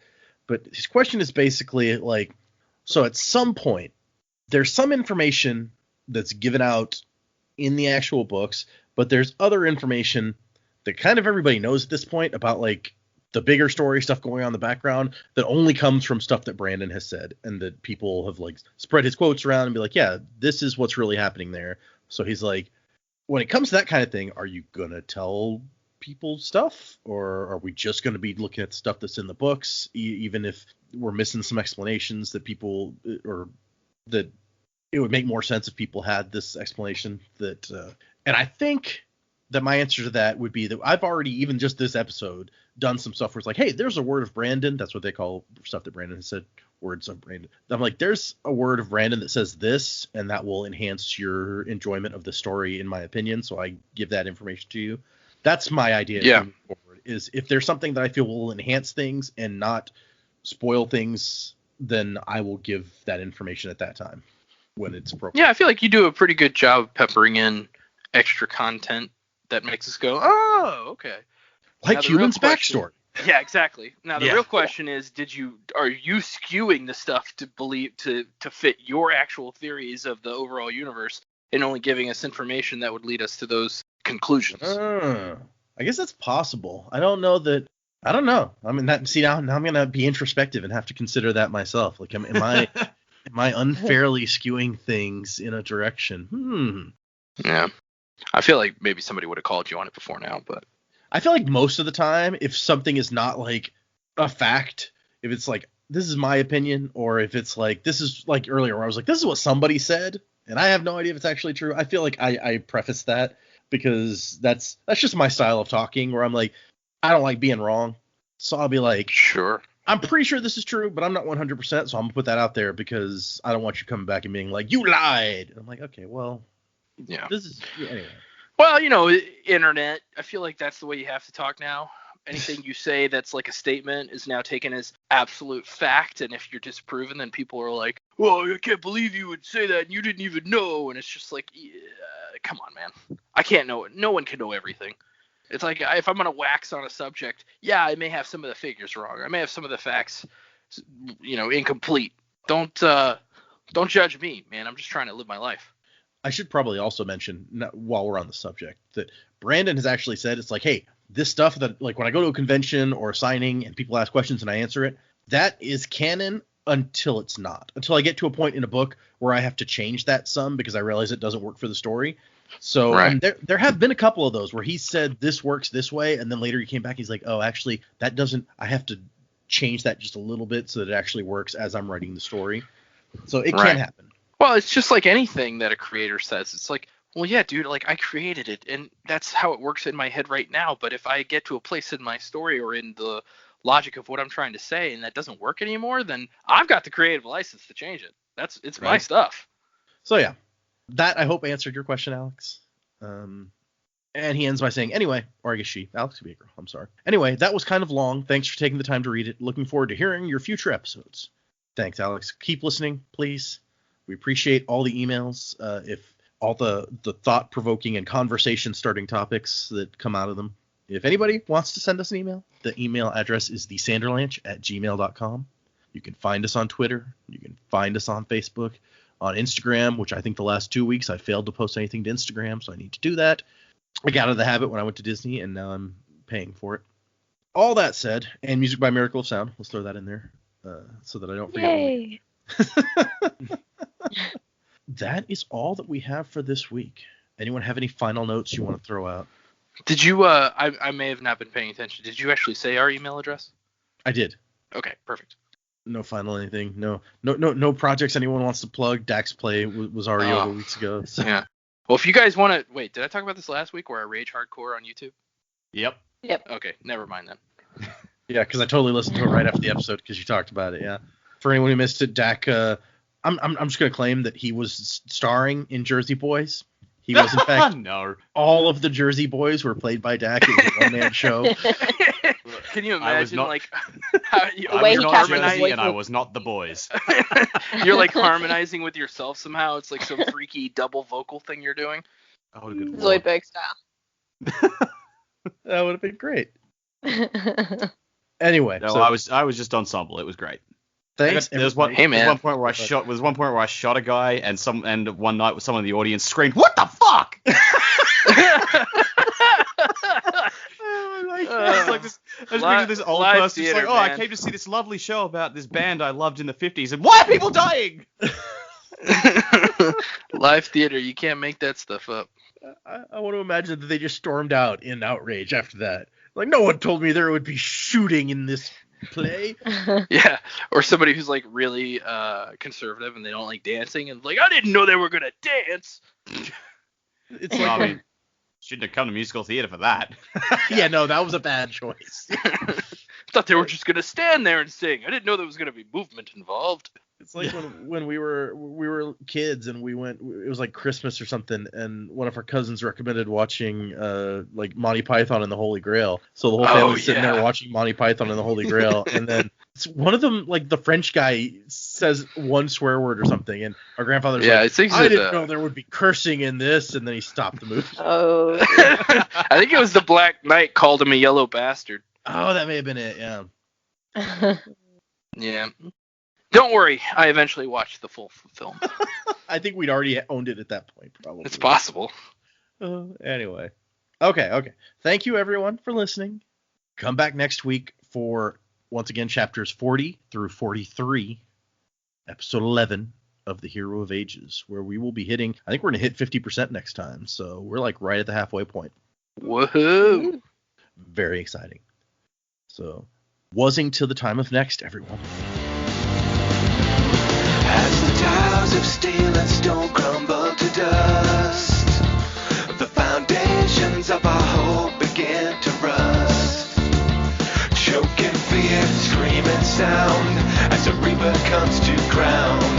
You turn to face it down.